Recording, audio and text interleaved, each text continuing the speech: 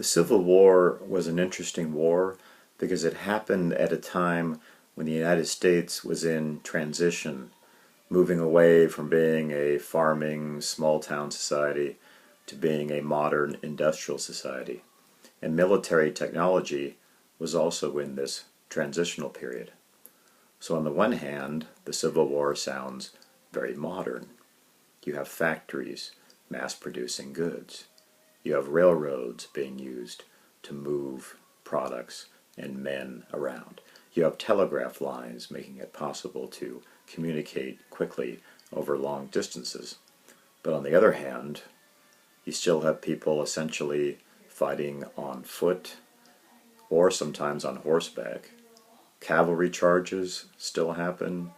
Messages are being carried by couriers riding on horses. And a lot of the time, people are essentially fighting blind, not knowing exactly where the enemy might be. And the tactics being used sound very much like the American Revolution. People standing in close ranks, trying to get close enough to do a big charge and kill people with bayonets.